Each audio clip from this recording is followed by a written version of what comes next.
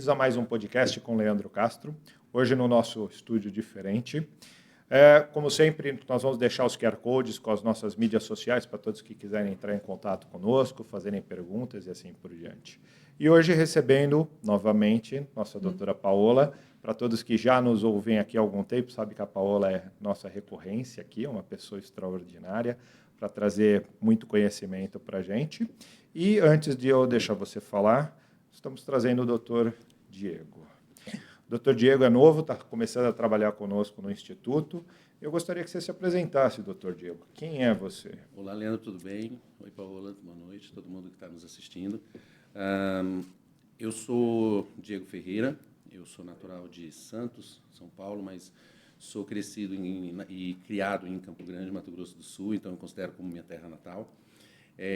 Sou formado em Medicina pela Universidade Federal de Mato Grosso do Sul, no ano de 2011. A idade está chegando já. E logo após eu fiz a residência em Pediatria, né? Foi a minha primeira formação, e atuo em Pediatria ainda até hoje. Em 2016, eu fiz o curso de pós-graduação de Medicina do Exercício do Esporte no Instituto BWS aqui em São Paulo, onde eu comecei a atuar no meu consultório lá em Campo Grande.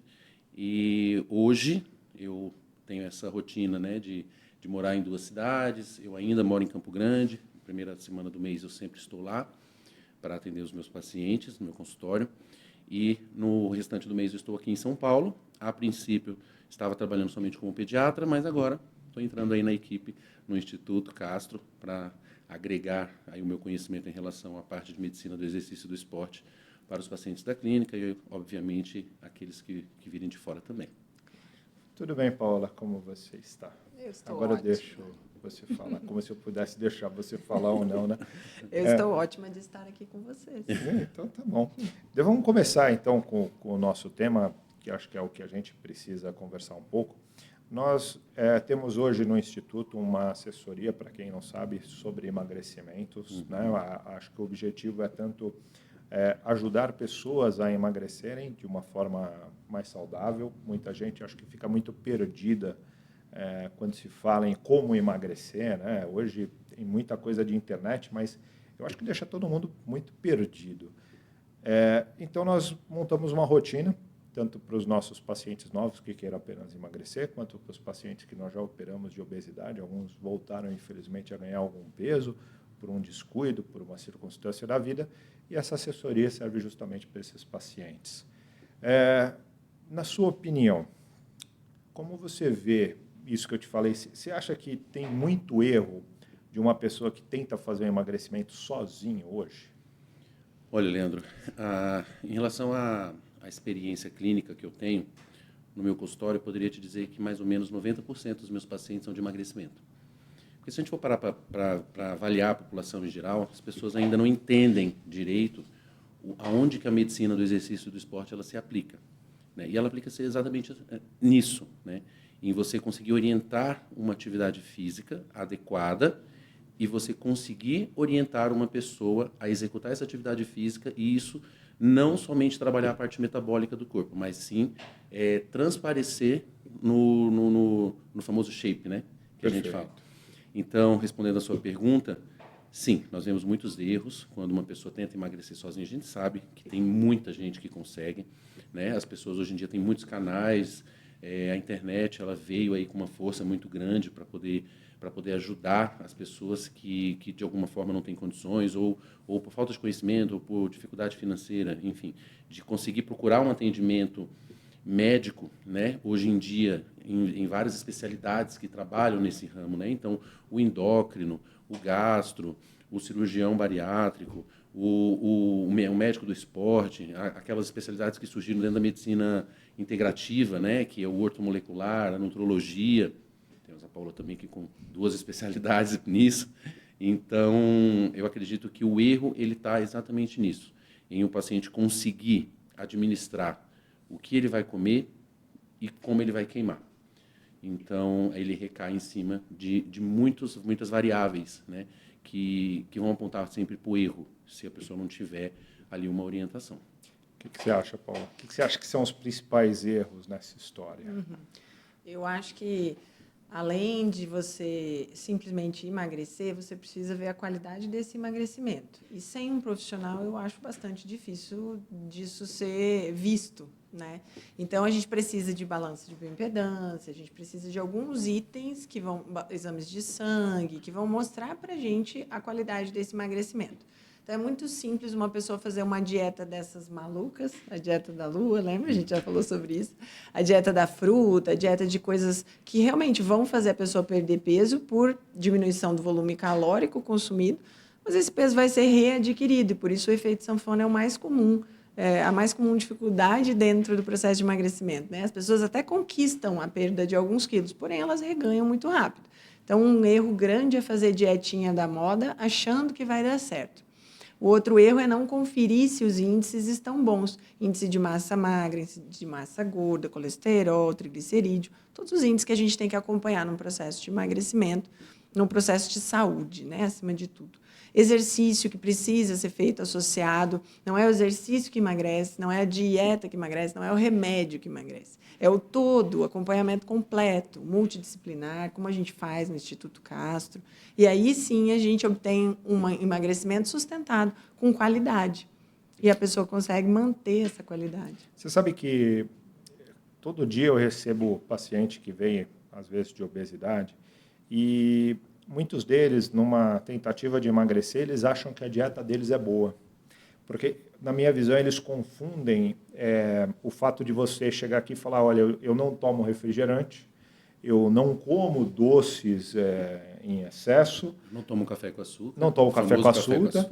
E isso torna a minha dieta uma dieta boa.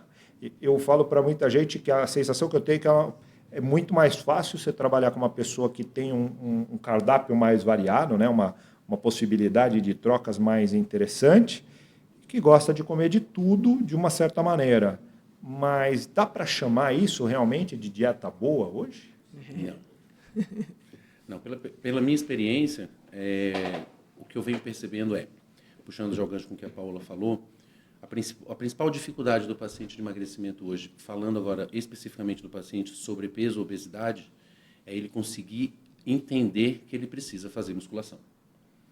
Né? O paciente não entende que ele precisa fazer musculação. Ele acha que caminhando... Ele acha que é chato, né? Ele acha, chato. E aí tem todas aquelas outras variáveis que a gente vê no ambiente da musculação hoje em dia, que também atrapalha o paciente da obesidade, que são pessoas que passam, às vezes, por dificuldades psicológicas, de aceitação e de julgamentos. Então, a pessoa ela se sente, às vezes, intimidada de procurar uma academia por causa disso.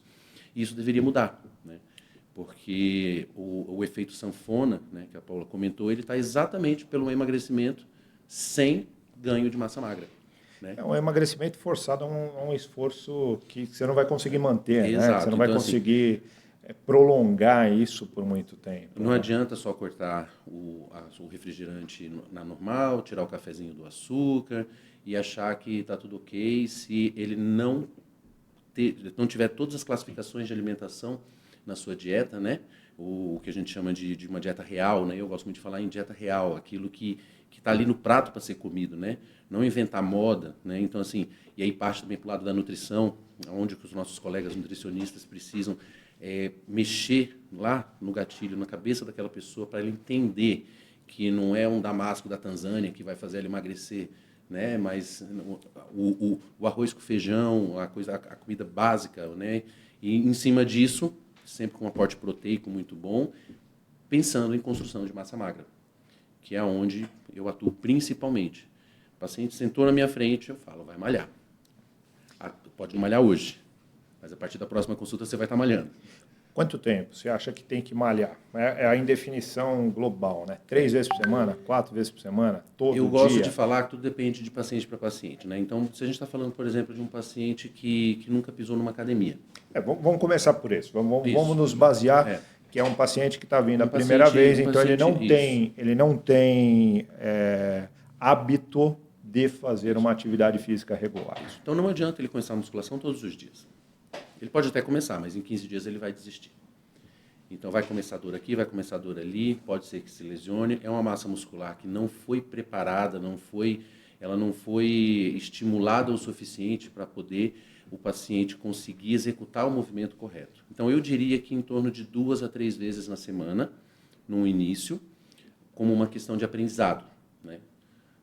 Não adianta eu começar do nada sem saber se eu estou executando direito, que é mais um dos ganchos que eu puxo na consulta. Não é só se o paciente está executando musculação ou não, mas se ele está executando direito, se está sendo uma musculação eficaz, se está tendo uma contração ativa, se está tendo uma contração passiva, se está tendo um processo de isometria, o que é, né, para as pessoas entenderem. A contração ativa é aquilo que eu preciso fazer, eu tenho consciência da contração que eu estou fazendo. A contração passiva é aquilo que o peso está mandando eu fazer. Então, isso tudo na consulta, né, eu tento fazer com que o paciente entenda executar o movimento. Porque senão ele vai só executar o movimento, e aí é aquela pessoa que fala assim, faz 2 anos que eu malho e não tenho resultado. Ou se lesiona. Né? Ou se lesiona, vai lá e se machuca. Mas vamos voltar aqui. Aí, beleza, 2, 3 vezes por semana. E você orienta ele a fazer uma caminhada no resto do tempo? Como você balanceia isso? Eu gosto de pensar que a gente tem que trabalhar no corpo todas as formas de gasto calórico que a gente tem possível. Não somente aquilo que não usa oxigênio, como, né, o treinamento de musculação que é anaeróbico, como também o gasto calórico em cima do oxigênio, né, os aeróbicos, né? Outra coisa que eu gosto muito de fazer é colocar o paciente para fazer atividade física esportiva, né? Iniciar uma aula de boxe, iniciar natação, fazer pilates, né? O paciente, principalmente o paciente, falando de processo de emagrecimento, os pacientes sarcopênicos precisam de pilates. Tem que ter fortalecimento de ligamento, senão vai ter lesão durante a execução da musculação. Então, o paciente agregar gastos calóricos diferentes. Então, de 2 a 3 vezes na semana musculação e de 2 a 3 vezes na semana um aeróbico, né? E aí tem os tipos de aeróbico, os tipos de cardio que a gente vai indicar para cada tipo de paciente. Mas aí, pensando, por exemplo, nesse paciente inicial que vem já de um processo de emagrecimento, não tem muito conhecimento da coisa, eu peço para fazer assim, uma caminhada rápida, como se fosse dar mais um passinho, ele começaria a trotar. Em torno de meia hora, 40 minutos. Umas 3 vezes na semana, isso seria o indicado. E aí também tem as outras formas que a gente pode indicar. Faz em jejum? Não faz em jejum? Faz no final do dia? Faz pós-treino? Então aí vai da rotina e a gente vai adequando de paciente para paciente. Eu acho que tudo isso faz parte da nossa assessoria, faz parte da gente tentar incentivar o paciente a isso, mas uma discussão. O que realmente faz o paciente emagrecer? A dieta ou a atividade física? Ou a atividade física para esse cara é suficiente para ele emagrecer? Não. É um conjunto. Tem que ser. Tem que ser o conjunto. Não adianta. Tá certo. Se for só a dieta, ele vai depois ganhar peso de novo. E se for só a musculação, muitas vezes não vai ter... Não vai ter resultado, ele vai ter os exames laboratoriais dele bonitinhos, vai corrigir colesterol, triglicerídeo, mas não vai conseguir, voltando para aquela frase que eu falei no começo, não vai conseguir transparecer isso para o nosso percentual de gordura, que é o nosso camada subcutâneo, onde tem gordura e tudo. Nós falamos sobre isso. E agora me diga uma coisa, você tem experiência com os pacientes hoje de pós-operatório, de bariátrica, que voltaram a ganhar um pouco de peso? O que você mudaria nessa sua colocação se fosse um paciente que já fez cirurgia bariátrica? Eu atendo alguns pacientes bariátricos, posso te dizer que não são poucos, tá, Leandro? Bastante. Eu acredito que o paciente bariátrico, sempre que vem um bariátrico para mim, eu já olho como uma pessoa diferenciada, né? Porque ela venceu uma obesidade antigamente chamada mórbida, né? Esse nome hoje em dia não se usa mais, mas ela venceu uma obesidade grau 3, passou por um processo que a gente sabe que não é fácil, né? A adaptação do paciente a uma nova alimentação. E a gente sabe também que tem, né, como qualquer outro processo de emagrecimento muito drástico, o principal que vai embora junto com a gordura é a massa magra. Então, esse paciente eu olho sim com um pouco mais como é que eu posso falar? Um pouco mais de zelo, porque é um paciente que vai ter que ter uma suplementação de aminoácidos, vai ter que ter uma suplementação sim de vitaminas, vai ter que ter um aporte nutricional bem complexo, né? Bem complexo. Específico, né? Para poder suprir realmente não só o que ele precisa construir, mas ele recuperar o que ele perdeu. Exato. Né? Porque eu, agora falando da minha posição como médico somente, não como especialista nem em gastro, nem em cirurgia bariátrica, Eu acredito que o paciente bariátrico, ele é aquele que já não, que provavelmente já foi muitas vezes, em muitos médicos, em muitos nutricionistas, já tentou iniciar atividade física de muito jeito e não conseguiu, né? Às vezes, parte de nós profissionais da saúde também, não olhar para esse paciente, né, como um paciente que não precisa ouvir assim, você tem que emagrecer, tá, dona Maria? Sua glicemia está alta, você está obesa e está com triglicerídeo alto. Vai fazer dieta e atividade física. Dá um tapinha nas costas e manda a dona Maria embora. Já Sim. foi o tempo, A gente, né? a gente não precisa ser Não dá médico, mais, a gente né? precisa saber, porque a gente não precisa ser médico para saber que isso emagrece, né? Mas como influenciar esse paciente a fazer isso? Então, o paciente bariátrico, só resumindo, ele enfrentou algo muito admirável.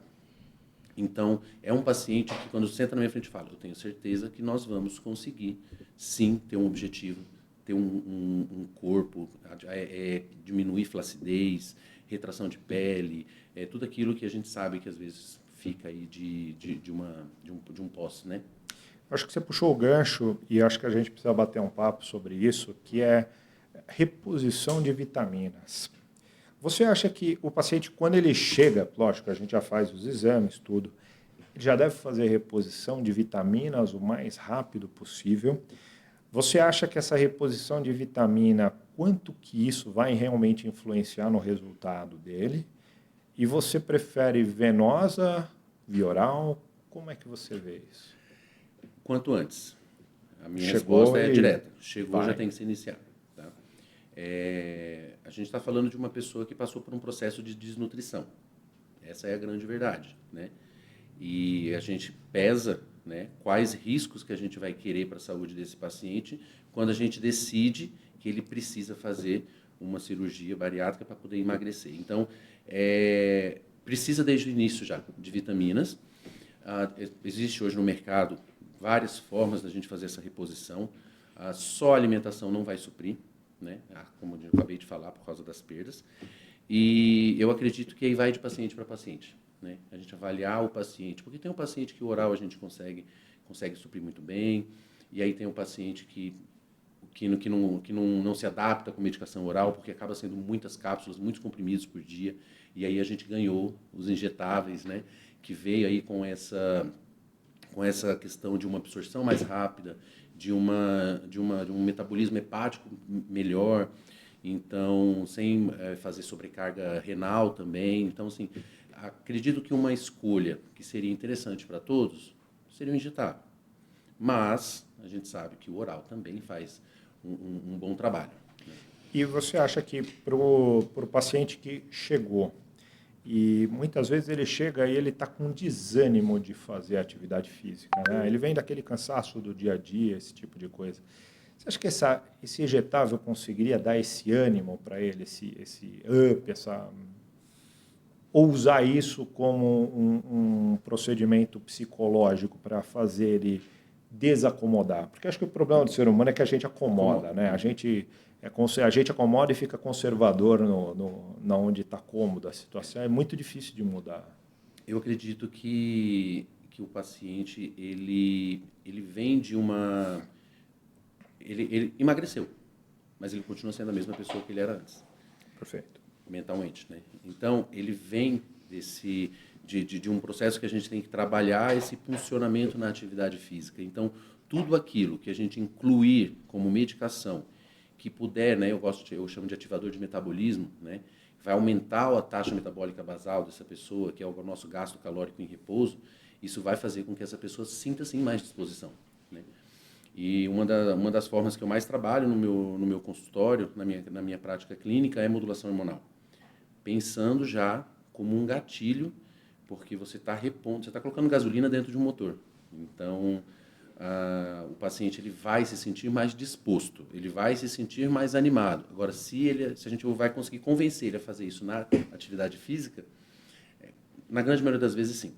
O paciente começa se arrastando, vai 2 vezes na semana, aí quando a gente começa a modulação hormonal, aí depois de 15 dias, 20 dias, um mês, aí fala: nossa, estou me sentindo tão bem, parou de doer tanto, né? Eu chego em casa descansado, não demora tanto para me recuperar, para ter uma recuperação. E aí, quando você vê, o paciente está indo 3 vezes na semana, aí volta lá para a terceira, quarta consulta, está indo quase todos os dias. Então, sim, acredito que sim. Esses medicamentos, as vitaminas, a suplementação, ela traz sim não só um suporte psicológico, porque tudo é psicológico, não tem jeito como a gente falar que não é, né? É psicológico, mas sim tem a sua função metabólica e fisiológica, sim. Perfeito. E você estava falando então agora de suplementar de reposição hormonal. Isso. Reposição hormonal, excesso de hormônio, como que você mistura as duas coisas ou como que você separa esses ambientes? Porque hoje acho que a dúvida do momento, né, de muita gente é o que é uma coisa, o que é outra. Que é outra, né? Até porque vem aquele preconceito da academia, do pessoal que tomava esteroide em academia. O que acontece, Leandro? A gente paga um preço hoje, a gente paga um preço muito alto pelo que foi feito inadvertidamente há décadas, né? O uso abusivo de esteroides, de hormônios, fez com que hoje, quando você fala a palavra modulação hormonal, a primeira coisa que o colega, até um colega médico, tá? Os que não entendem, né? Eles apontam e falam, ó o coração, hein? Vai morrer do coração. Então, é um preço que se paga pelo que foi feito errado, tá? Em relação aos nomes, né? A forma como a gente vai chamar isso aí, tudo depende de como o paciente está apresentando. Então, quando um paciente, eu vou te falar uma abordagem simples para quem está assistindo conseguir entender. O paciente chega na nossa mão, a gente vai dosar como que está, né, os principais hormônios dele, vamos lá, tanto no homem quanto na mulher, testosterona, falando mais especificamente. E em cima da concentração que a gente vai ter naquele paciente, é onde a gente vai falar se eu vou fazer uma TRT, uma terapia de reposição hormonal, TRH, ou se é uma terapia, ou se é uma modulação hormonal. Então, se é uma pessoa que tem os seus níveis normais de testosterona, a gente vai falar em modulação, né? Então, em cima de protocolos e da nossa vivência clínica, a gente vai prescrevendo aquilo que deixe a testosterona acima do normal, mas que a gente considera como um valor que seria saudável, seguro, né? E seguro, né?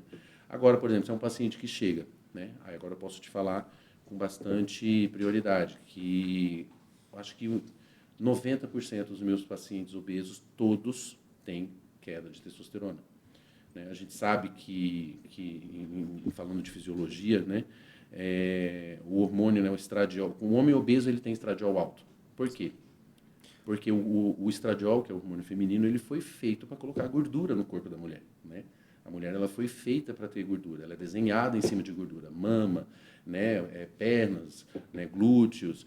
Então, o homem quando engorda, ele começa a acumular gordura pelo aumento do seu estradiol e automaticamente começa a diminuir os níveis de testosterona. E vice-versa. A Feedback. gordura faz aumentar o estradiol também, né? Então, nós temos... Então, fica esse vai e vem. Esse vai e vem, né? Então, todos têm. E aí tem aqueles que não têm a deficiência comprovada laboratorialmente, mas que a gente chama de deficiência funcional, né? Vamos comparar, por exemplo, com a resistência à insulina. Então, um paciente que tem diabetes tipo 2, resistência à insulina, ele tem a insulina dele, mas ela não trabalha no seu receptor. E isso acontece com a testosterona também. Então, o paciente chega lá, o cara chega lá reclamando para mim que está com a libido ruim, enfim. E aí, a dose da testosterona dele está 600, que é uma testosterona normal, né? Falando em números, né? Entre 300 e 900 seriam números normais. Falando em cima da literatura, não em cima de valor laboratorial, né? O valor laboratorial muda completamente. E aí, esse paciente com 600, ele fala, mas minha testosterona está normal? Por que eu estou assim? Porque ela não está trabalhando. Simples. O receptor está saturado. A célula, ela por algum dismorfismo, por algum problema que a gente sabe que estão todos aqueles relacionados com síndrome metabólica, inflamação crônica, as nossas células, com o envelhecimento, vão perdendo seus receptores, não tem jeito. E aí tem um distúrbio funcional em cima da testosterona que era para estar agindo. E aí como que eu penso, né? E eu faço sobrecarga. Então, entendi. A partir do momento em que você faz uma sobrecarga, você começa a estimular o núcleo celular a produzir mais RNA mensageiro, que isso vai fazer mais receptor de membrana. Então, você saturando, né, colocando mais hormônio, você consegue vencer esses sintomas. e assim, a qualidade de vida vira outra.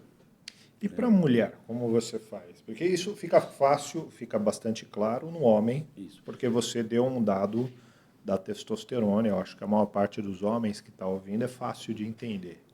E a mulher? E a Então, mulher quando está ali na pré-menopausa, menopausa, que eu acho que é onde ela sofre mais. Né? na realidade, Leandro, a mulher, ela senta na minha frente, eu já sei que ela está com queda de testosterona. Isso vem da nossa cultura, né? Infelizmente, a menina, quando se torna mulher, né, na sua primeira menstruação, a primeira coisa que a mãe faz é levar no ginecologista e aí já começa o anticoncepcional, né? E aí vai do posicionamento profissional de cada um, que fique claro, né, que a gente está num bate-papo onde cada um fala da sua experiência. E o que acontece com essa menina? Ela começa a ser ciclada com um hormônio feminino que vai bloquear a conversão da testosterona dela. Então, quase todas as mulheres, elas têm uma queda de testosterona. E eu não digo só funcional, eu digo em números, tá?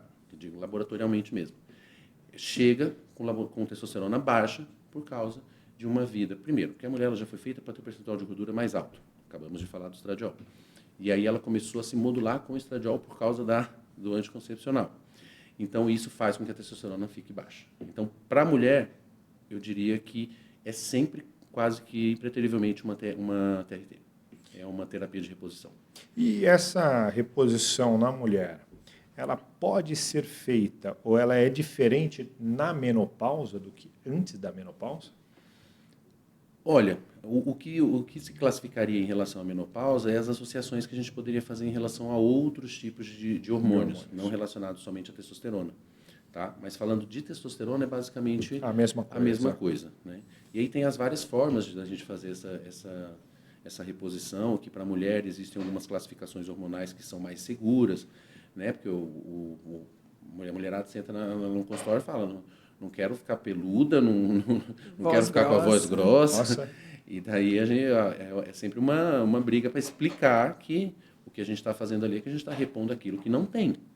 Ponto. Então, se estou repondo aquilo que não tem, eu não estou fazendo sobrecarga. Né? Perfeito. Então, eu comparo sempre, por exemplo, com o hipotireoidismo. Um paciente que não tem, você vai repor. Acabou. E aí o endócrino vai dosando lá a medicação conforme ele vai vendo como é que está chegando o TSH do paciente. É a mesma coisa que a gente faz com a testosterona. Né? E a irritabilidade, como é que fica nessa história? Aí depende de como é a absorção de cada paciente, né? Porque tem vamos lá, usar um exemplo, a testosterona bioidêntica, ela tem várias formas de você fazer administração oral, sublingual, os implantes, né, a forma de gel. Então, tudo depende do tipo de absorção que cada pessoa tem. Então, tem paciente que com uma dose mínima chega no exame daqui 2 meses com 300 de testosterona, né? Então, assim, fez uma super absorção. E tem pacientes que aplica e quando volta não subiu quase nada. Então, você vê que aquela via para aquele paciente não dá.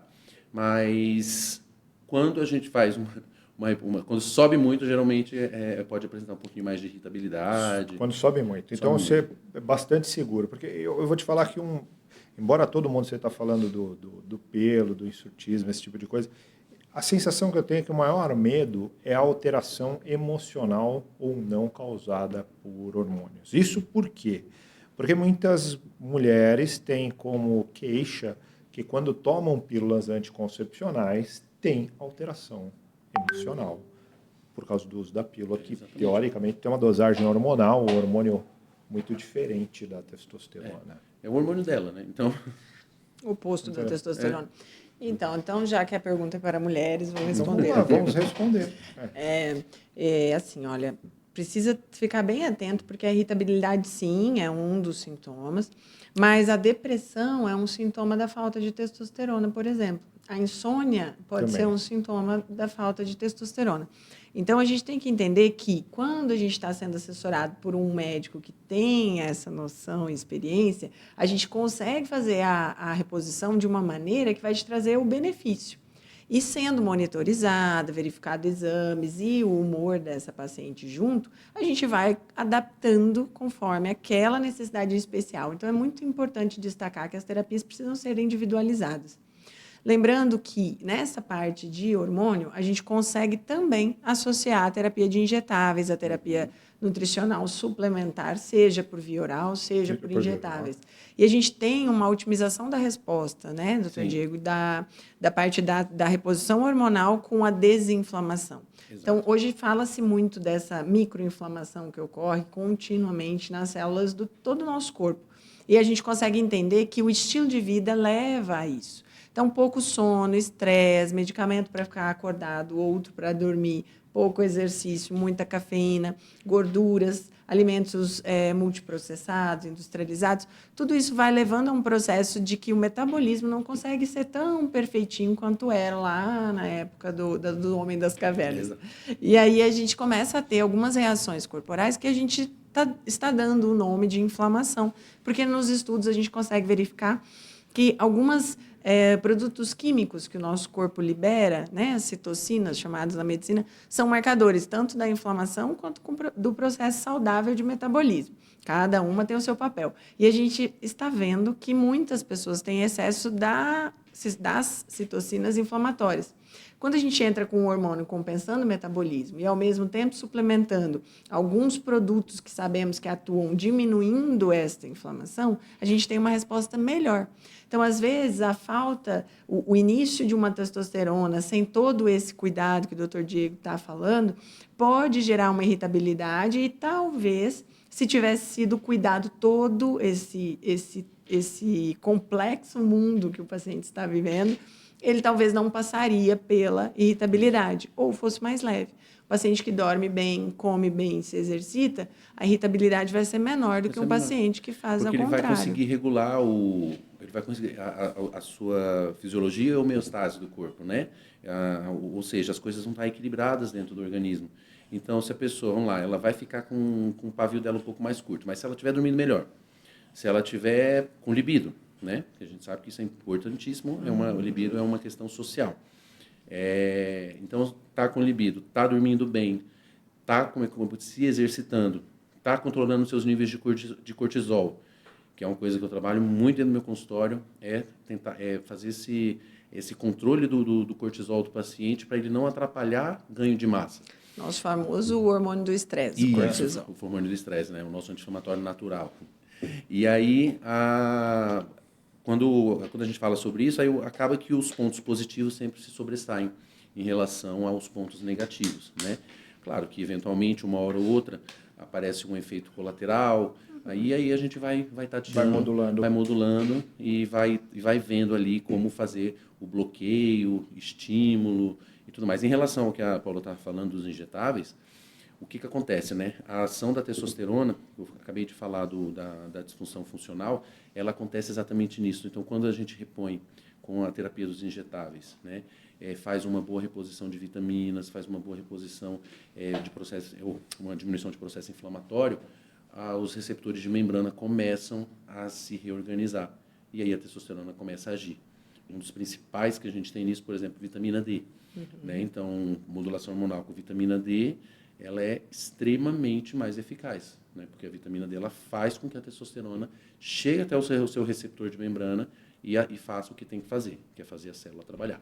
É interessante como as vitaminas, a gente vai descobrindo na medicina cada vez mais uso para cada uma das vitaminas do corpo. Exato. E assim por diante, né? Então, o que era só uma vitamina para calcificação óssea vai virando modulações. A doutora Tatiana fala até que a própria vitamina D é praticamente um hormônio dentro do nosso Exato. corpo. Né? Isso. Interessante. E vamos dar uma pimentada na coisa aqui para a gente conversar.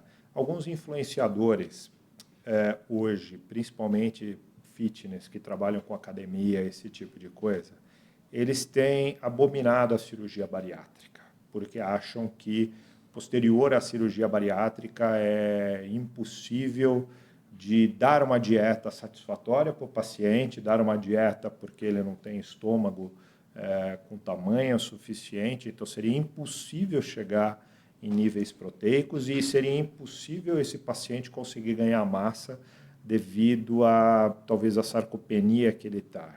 Como você vê isso? Verdade, mentira, diferente? Eu vejo como uma grande ignorância, na realidade. Uma grande falta de estudo. Se for um profissional da saúde falando isso, ele está lendo o Wikipédia. Então, assim, ele não está lendo nenhuma fonte científica, né? Agora, é o que eu acabei de falar, não tem como. A gente precisa resolver o principal problema do paciente naquele momento, né? E se a opção para que ele resolva uma obesidade foi a cirurgia bariátrica, faremos e depois vamos correr atrás, porque tem como sim a gente fazer uma recuperação de massa magra.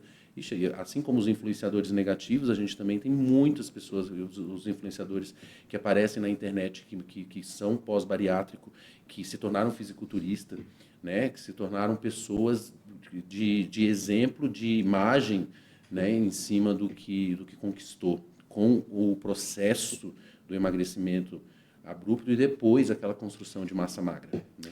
Em que momento, depois de uma cirurgia bariátrica, você recomendaria a gente começar a pensar em reposição hormonal? Logo de cara, você esperaria um pouco da perda de peso para ver como está esse comportamento hormonal? Antes de operar, de preferência, antes de operar. E aí depois a gente só faz a pausa por causa do risco cirúrgico, né? E aí depois, quando o paciente estiver liberado para fazer atividade física, para mim já é indicado.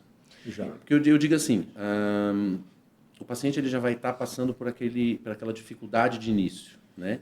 De se adaptar a uma alimentação muito restrita, pouco volume, vai começar a ter as perdas que a gente está falando, não só da gordura, mas como as outras. Então, desde o início, se a gente já der o motor para ele trabalhar, então eu acredito que isso já vai bem. Até mesmo falando daquilo que eu comentei um pouco mais atrás, em relação a uma das coisas que preocupa muito, vou ficar com excesso de pele, vai sobrar pele. Modulação hormonal, processo de emagrecimento, em cima de modulação hormonal, a elasticidade da pele melhora muito, né? Porque a testosterona ela atua em cima de fibroblastos e elastina da pele e ela trabalha com que ocorra essa diminuição. Então, é aqueles antes e depois que você olha assim na internet, você não acredita, porque era uma pessoa com muita pele e de repente ela aparece com uma barriga shapeada. E aí você vai ver, porque, claro, a pessoa fez por onde, mas ela teve ali a ajuda da modulação hormonal. Nós temos lá no Instituto um programa pré-pós as cirurgias, que a gente adiciona alguns medicamentos de suplementação antes mesmo do paciente passar pela cirurgia. Então, a gente consegue suplementar ele para tentar evitar a perda de massa muscular tão grande e óssea também, que todo emagrecimento severo traz. A gente usa moduladores de massa muscular não hormonais, então a gente usa HMB, SMS, então SMM. A gente faz um cuidado pensando no que o paciente vai perder. Então, vamos imaginar, um paciente extremamente obeso, grau 3, é um paciente que já vai ter algumas deficiências, tanto hormonais quanto nutricionais, né? Não tem jeito. Tanto é que a gente, vendo cada vez mais os exames desse paciente obeso, cada vez mais a gente chega à conclusão que o fato dele ser obeso, ele é desnutrido, né? Ele não é nutrido porque ele está obeso, ele está apenas obeso. E quando você olha, a maior parte deles tem uma desnutrição bastante satisfatória. E nesse processo a gente teve uns resultados interessantes, né? A gente faz essa suplementação antes, 2, 3 sessões são suficientes e pós a mesma coisa. Por quê? Naquele momento que ele vai perder a massa magra junto com a gorda, imediato, 2, 3 meses pós-operatório, é o momento mais crítico, vamos dizer assim. O corpo entra num estado de alerta constante por causa dessa perda. E aí, quando a gente consegue, o paciente não está conseguindo se alimentar direito, come pequenas quantidades líquidas inicialmente. Então, realmente, fornecer a quantidade suficiente de proteína nessa etapa é muito difícil. E aí a gente consegue, usando produtos orais, como os aminoácidos, porque o whey protein não é muito aceito nessa fase, a gente consegue melhorar, mas como o paciente não consegue tomar inúmeras cápsulas, como a gente conversou, o injetável faz muita diferença. Então, quando a gente suplementa uma B12 de qualidade, uma metilcobalamina é injetável, quando a gente suplementa um endovenoso com um complexo de aminoácidos, minerais, complexo B, a gente consegue suprir essa carência nutricional tanto da obesidade quanto do emagrecimento rápido. Então, eu acho que casa muito essa história da gente ter um cuidado pré e pós a cirurgia e o pós ser prolongado. A gente vê que hoje muitos pacientes que têm reganho após 2 anos, mais ou menos, da bariátrica, são pacientes que acabaram se sentindo tão bem que abandonaram o cuidado médico. Então, a gente tendo esse paciente, entendendo esse paciente e ele entendendo o que a ciência vem mostrando, que esse cuidado é importante ser contínuo, aí a gente consegue não deixar esse prejuízo acontecer. E recupera nesse ponto que você falou, de o paciente chegar a virar um fisiculturista. Então, é um espetáculo que a gente tem em mãos hoje para trabalhar para o benefício dos nossos pacientes. E sem contar que tudo que nós falamos aqui é do psicológico do paciente, né? E eu concordo em tudo quando o pessoal chega e fala que autoestima é o bem mais valioso que nós temos. É o que precisa ser recuperado, é o que faz muitas vezes uma pessoa magra, na minha visão, permanecer magro, porque comer é gostoso.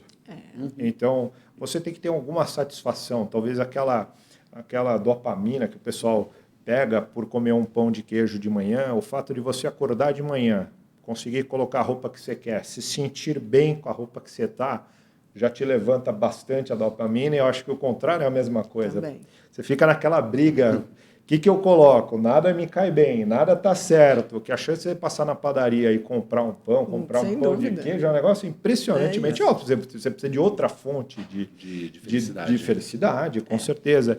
Então, nós temos que ter autoestima, e eu acho que a musculação, que você estava falando, a atividade física, mas acho que a musculação, principalmente, ela traz muito disso, ela traz essa visão corporal, passa a ser um pouco diferente, né? Porque o que realmente é bonito no corpo, o que realmente você vê muitas pessoas apreciando, é a musculatura. Maior, menor, é outro departamento. Isso. Mas, sem dúvida nenhuma, o que dá beleza ao corpo é a musculatura, beleza. até porque o paciente, você vê, o paciente que se queixa muito, eu não quero fazer uma cirurgia bariátrica, porque o fulano que fez a bariátrica caiu tudo, Isso. e ele está horroroso e não sei o quê. Ele está sem massa muscular. Exato. Ele está sarcopênico, ele está sem massa muscular. Por isso que ele está desse jeito. Resolvemos a obesidade, agora vamos resolver. Vê o resto. Exatamente. Tá certo. Uma pergunta diferente. Alguma coisa impede a reposição hormonal? Sim. O quê? O que te impediria de fazer? Olha, quando a gente inicia, né, claro que por mais avançado que seja a medicina hoje em dia, um número enorme de exames que a gente pode solicitar, a gente sabe que tem os riscos genéticos, os riscos familiares, né? Claro que em relação à testosterona, a gente tem, né, hoje em dia, a literatura nos respaldando de que, um exemplo, né, um paciente estava lá na academia e uma pessoa qualquer infartou, viu? Estava tomando hormônio.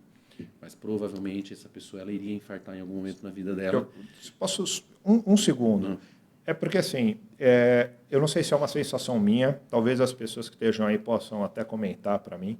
É porque para mim toda vez que você fala testosterona pode ser ruim, dá a sensação de você estar falando do homem. Nós estamos sempre falando do homem e da mulher quando você estiver falando exatamente. testosterona. Testosterona. Pode homem ser? e mulher. Claro, Então tá bom. claro. Então toda vez agora que A você gente falar, não- nós já vamos saber. A gente não pode esquecer que a testosterona ela é um hormônio essencial para ambos os sexos, né? Perfeito. Então, tanto é que muitas das causas que a mulher tem na menopausa é pela falta da testosterona, né? Perda de massa óssea. Por que o homem não tem perda de massa óssea?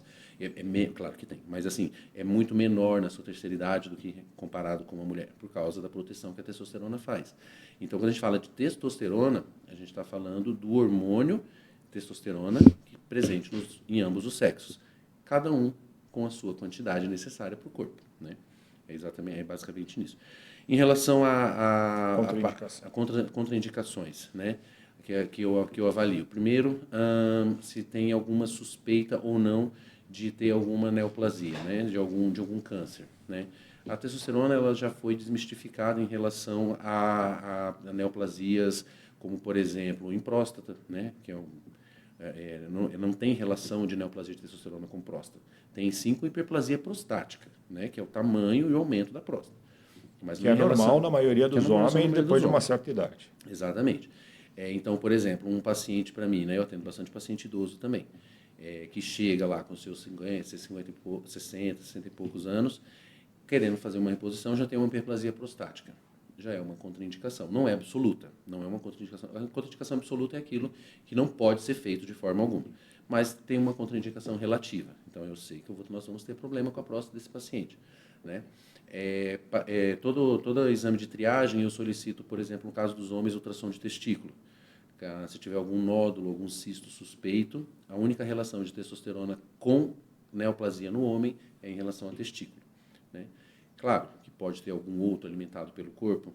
Claro, a gente não conhece completamente, nós acho que não conhece nem 1% do nosso corpo, na realidade. Mas a gente se baseia na literatura para poder fazer os nossos protocolos. Parte cardiológica, né? Parte cardíaca, algum paciente que tem alguma malformação, algum paciente que teve alguma correção cirúrgica. A hipertensão hoje, ela é uma contraindicativa? Ela é uma contraindicação relativa, mas nós conseguimos fazer também. Conseguimos fazer também uma bem assistida, ela com bastante moderação, né? E a gente consegue sim. Porque se o paciente está conseguindo controlar, né, a pressão dele com os antipertensivos dele, não tem porquê o hormônio alterar a pressão dele. Até mesmo porque uma coisa que eu falo para o meu paciente vamos agora só para desvincular, né? Medicina do esporte é uma coisa, modulação hormonal é outra, tá? Eu faço as duas coisas. Então, o meu paciente, quando pensa em uma modulação hormonal, eu falo, só vai fazer se estiver fazendo atividade física. Isso era uma pergunta que eu ia te fazer. Até porque teve muita gente que colocou os tais chips. Isso. E não fizeram nada. Simplesmente colocar o chip Exato. ali com uma promessa de que, olha, você vai ter isso e vai modular o seu corpo espontaneamente só porque você tem uma situação. Meu faz atividade física, primordialmente musculação, pensando agora naquilo que você estava me perguntando em relação às contraindicações. O paciente que tem atividade física regular, tem musculação rotineira, bem executada, ele não apresenta praticamente efeitos colaterais em relação à modulação hormonal, né? Como, por exemplo, hipertrofia cardíaca, alterações metabólicas de dislipidemias, né, do colesterol, alterações hepáticas também. Tem paciente meu que eu pego o exame assim, que eu olho e falo, pega esse daqui e mostra para o seu cardiologista e pergunta se você está tomando hormônio sem mostrar a sua dosagem de testosterona. Está lá com TJ, gama GT, tudo normal. Enzimas hepáticas, parte renal, né, ureia, creatinina, tudo sem nenhuma alteração. E, de novo, para vocês que estão em casa, tem que lembrar sempre que muita bobagem que tem na internet é por exageros ou usos errados, não médicos. Exato. Nós ainda temos, no dia de hoje, eu já vi pacientes conversando comigo, fazendo personagens de educação física, indicando, injetando e coisas do tipo em academia. Ainda tem até hoje. Tem até hoje muito. Na realidade, eu acredito que hoje eles ganharam muito campo, infelizmente, porque veio aquela linha do... Mais uma vez, estou falando daquela pessoa que segue por um ramo em que ela não é especializada em realizar, né? E faz indicações, sim, de como usar hormônio, de qual usar, de como aplicar, de onde comprar, e a gente sabe que isso é completamente errado, antiético. Então, o que a gente está falando aqui é daquilo que é permitido, daquilo que é aprovado pela nossa Anvisa, daquilo que é legalmente. Perfeito. Eu queria entrar com você em mais um tema, já que nós estamos falando justamente da nossa assessoria, do emagrecimento. Qual a sua visão sobre as glutidas? Liraglutida, semaglutida, os famosos Ozempic, Mounjaro. Como você enxerga isso na tua rotina? Eu acho mais uma opção que eu também não contraindico, não vejo também problema algum. Claro que a gente sempre parte do pressuposto de que eu vou tentar primeiro fazer com que aquele paciente emagreça, né, da forma mais saudável.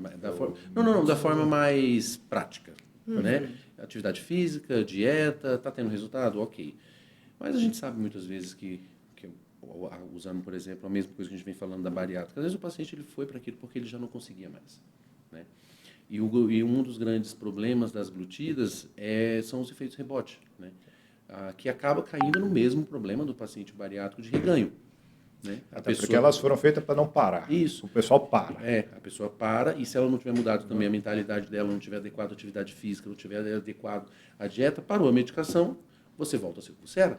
Então, o organismo, ele não... Se você voltar para o hábito anterior, o organismo vai voltar para a adaptação. Mas sim, são opções que bem prescritas e assistidas têm bons resultados. E você, vendo o paciente em uso de Ozempic, ou de Mounjaro, ou o paciente que chega e fala assim, eu quero usar, o endócrino já me passou, eu já estou usando. Você faria reposição hormonal também nesse paciente ao mesmo tempo, sem nenhuma... Porque você sabe que o Ozempic, principalmente o Ozempic, é a Saxenda, né? Porque a experiência nossa, talvez com o Mounjaro, é muito pequena, porque ainda não tem no Brasil, pelo menos não de maneira oficial. É que o paciente tem fraqueza. O cara, por exemplo, para fazer atividade física é ruim. Ruim. Ele toma e ele não consegue desenvolvimento durante a atividade física. Então, o paciente que eu penso em entrar com uma glutida vai depender do histórico, né? Do histórico desse paciente. Então, se for um paciente que já executa uma atividade física rotineira, que já faz com aquilo já faz parte da vida dele, né? E a gente fizer uma dose, digamos assim, mínima da medicação, vai trazer os efeitos que a gente quer, de saciedade, né, e aumento de queima ali através do seu GLP-1, mas não vai atrapalhar a sua rotina de atividade física. Não vai...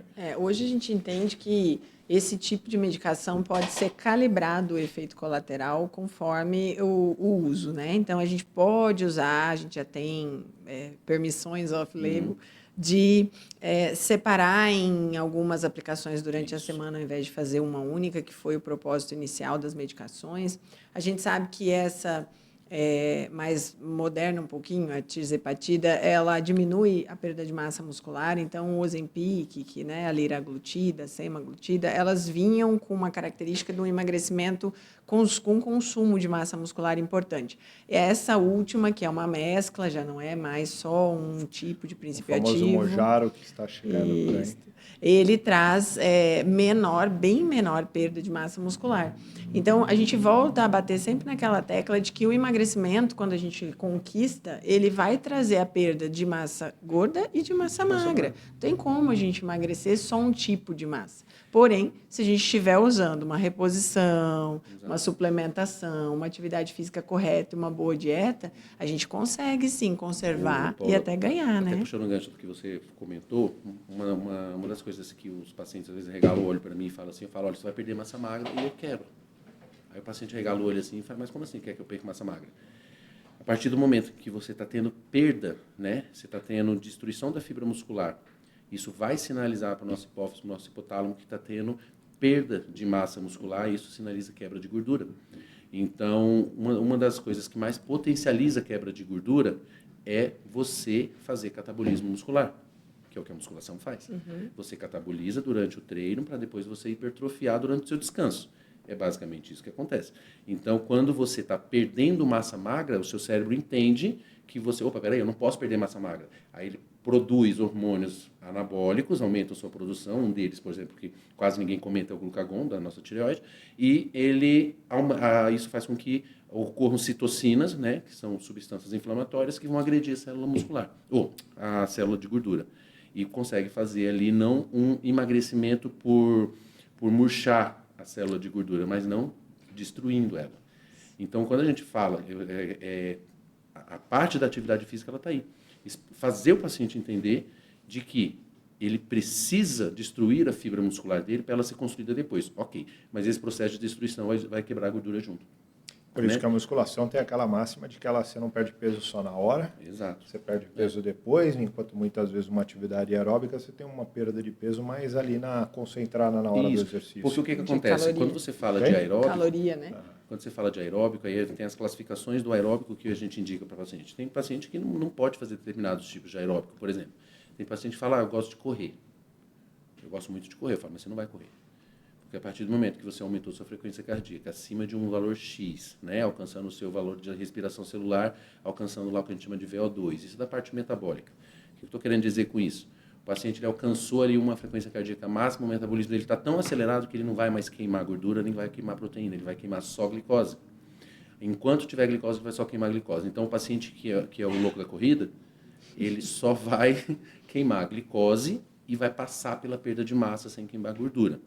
Claro que eu não estou falando de atletas, né? Então, por exemplo, se a gente comparar um atleta de maratona, todos têm aquele shape slim fit, porque realmente é consumido não só a massa magra, como também toda a sua gordura, mas aí é por causa de uma atividade física aeróbica muito intensa, fora do normal. Tudo que a gente está falando aqui é em relação àquilo que é aplicado para a população em geral. Não estamos falando aqui de atletismo, de nenhum tipo de modalidade esportiva, como, por exemplo, triatlo ou, por exemplo, o fisiculturismo, que eu pratico. Então, o meu desenvolvimento muscular é uma coisa diferente em relação ao que eu quero para o meu paciente, né? Bariátrico, o meu paciente obeso, meu paciente idoso, meu paciente na adolescência, pelo fato de ser pediatra, eu também recebo algumas crianças no consultório que estão passando por obesidade ou que queriam começar uma atividade física, e aí a mãe leva para mim achando que eu sou endócrino, médico do esporte, pediatra, confunde tudo. Nós já vamos chegar nisso aí, mas vamos voltar aqui. Então, basicamente, o que você está falando é aquela situação da gente, muitas vezes, se inspirar nos atletas, Isso. mas entender que nós não somos atletas, que não adianta você tentar viver a rotina, achar que você vai chegar na mesma situação, porque você tem um comportamento completamente diferente, né? Tem paciente que senta na minha frente e fala assim, olha, vou começar a tomar hormônio, mas eu não quero ficar igual a Graciane. Aí eu olho assim para ela, mas você não vai ficar igual a Graciane. Até porque você não vai treinar tanto quanto ela, você não vai... Nem que você quisesse, eu acho que só...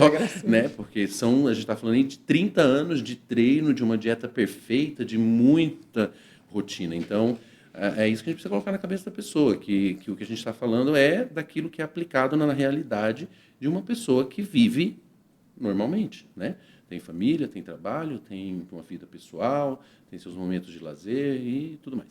E aquilo que você falou, né? Você começar a ganhar massa muscular depois de 30, 40 anos, você tem um resultado. Aquela pessoa que vem ganhando massa muscular desde os 20 Exato. anos de idade, quando ele tinha hormônio de crescimento, tudo é completamente diferente, não dá para comparar, né? E já então, pegando esse gancho, então você trata ou não crianças que agora você me deixou, até eu fiquei perdido nessa história. Trato. É que, na realidade, eu tento, né? Eu tento colocar o meu conhecimento dentro da pediatria, puericultura, primeira infância, em relação àquilo que eu aprendi no meu curso de medicina do exercício do esporte, em iniciar, né, uma atividade física desde cedo. Porque uma das grandes dificuldades que eu vejo, né, na criança obesa é porque eu não tenho que tratar a criança. Sim. Eu tenho que tratar os pais, né? Então, eu tenho uma colocação da criança obesa que eu não sei se você concorda. Eu acho que quando eu pego... Eu não trato crianças, mas como eu trato pacientes com obesidade, a família muitas vezes é obesa, né? Porque o hábito de vida é aquela história de se eu como pizza, a chance do meu filho comer um monte de pizza é grande. Se eu peço lanche todo dia, a chance do meu filho comer lanche todo dia é grande. E aí muitas vezes a obesidade, e aí eu concordo, você tem que tratar a família toda. Mas eu tenho uma colocação de criança de que criança não faz dieta, né? Você adapta, você corrige a alimentação e espera ele crescer. Exato. É isso. Porque... Você não pode tirar da criança, né? Não, é muito difícil, na realidade, de tirar, porque tudo vai ser convertido para o crescimento. Então, muitas vezes, a criança ela tem um fator genético ali que realmente facilita um ganho de peso, a gente sabe que isso também é real. É uma característica genética, né? Mas a gente sabe que aquela criança ali, se a mãe restringir um pouquinho, né? Ou tirar...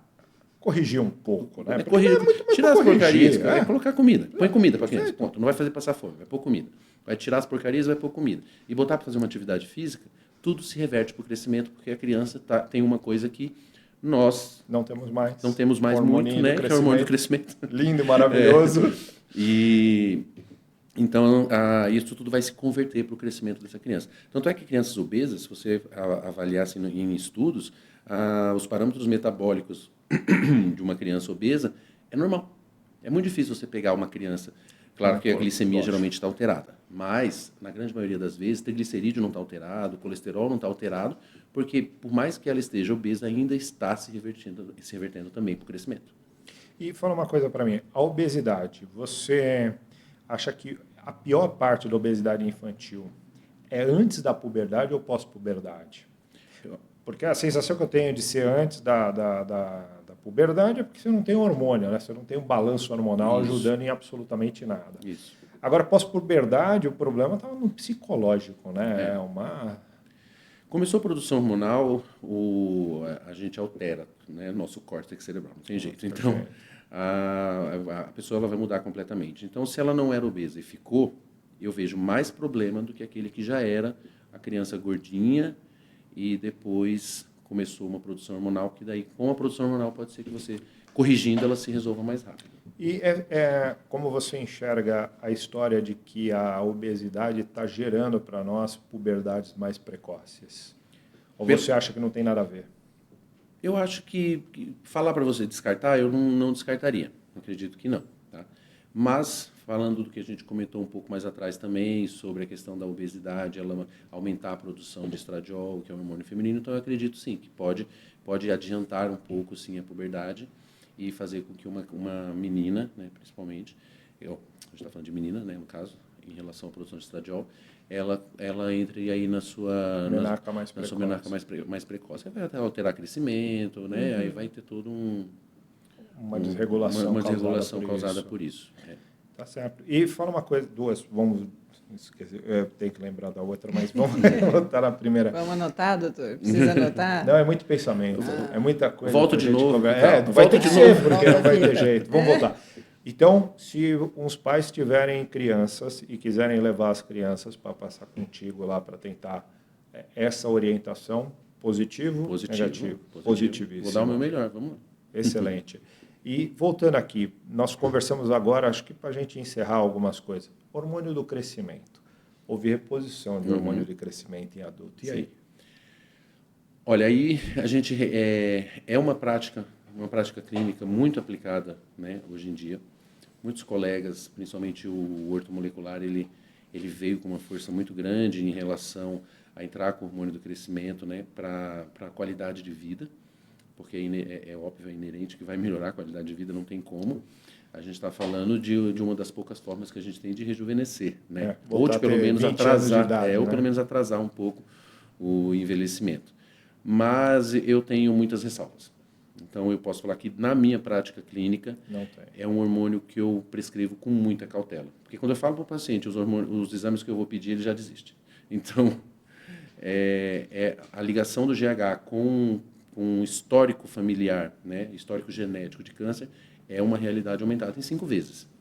Lembrando que o hormônio do crescimento não exclui ninguém, né? Quem tiver que crescer, cresce.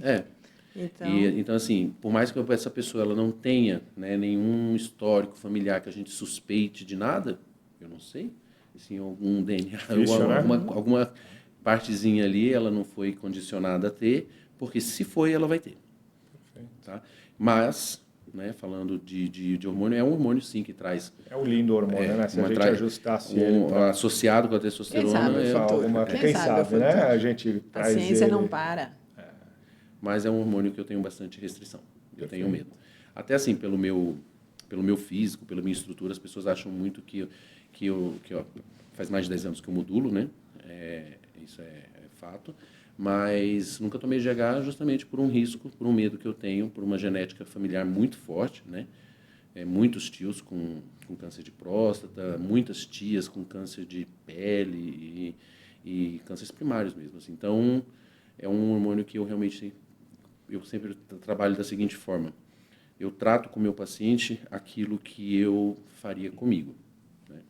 E com a minha família. Perfeito. Então, eu não tenho esse risco. Tá certo. Dr. Diego, muito obrigado pela sua presença. Queria saber se você tem alguma coisa que você queira deixar de recado, que você queira acrescentar aqui ao final. Eu gostaria de agradecer, né, pela oportunidade de me receber no Instituto como profissional médico. Agradecer eu não diria principalmente, mas agradecer especialmente a Paola, minha grande amiga. Nós nos conhecemos já da vida, né? De alguns anos.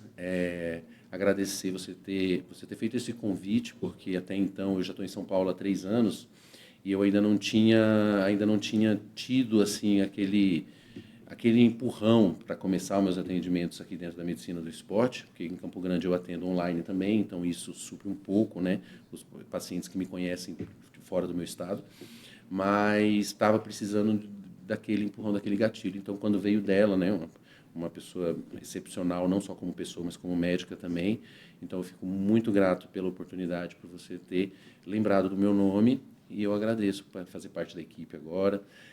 No nosso começo agora vai ser algumas datas um pouco restritas de atendimento, né? Já pensando em construir uma agenda maior, mas já teremos data para abril, então é basicamente isso. Eu estou aí para acrescentar na clínica, trazer para vocês aí um pensamento bem vaidoso da medicina, do exercício, do esporte, pensando no recuperar a autoestima. Isso, recuperar a autoestima. Graças a Deus, todos os meus pacientes. Uma frase de um paciente para concluir. 67 anos. Ele entrou no meu consultório na última consulta e falou: Dr. Diego, você me fez sentir um menino de novo. Então, assim, é gratificante. Né? Demais. É muito gratificante. Paola, muito obrigado de novo pela sua presença. Algo a declarar? Como sempre, é um prazer, né? Estar aqui. Também agradeço a presença do Dr. Diego, meu querido amigo. Vai ser muito bom tê-lo conosco e vai suprir uma carência que nós temos no Instituto de ajudar, potencializar o nosso tratamento com os nossos pacientes obesos e também os que procuram desempenho, performance. Isso. Eu acho que era o que estava faltando para a gente, né? Pegar toda essa área que estava faltando de performance, de melhora da performance, né? A gente já estava trabalhando bastante com emagrecimento, mas faltava ganhar performance. Espero Agora que a gente vai temos ganhar. tudo. Que bom. Muito obrigado a todos que estão nos assistindo. Como sempre, nós vamos deixar o QR Code aqui com vocês para todos que quiserem fazer perguntas, seja para a Paola, seja para o Dr. Diego, para trazê-los aqui novamente para responder a essas perguntas. Muito obrigado e até semana que vem.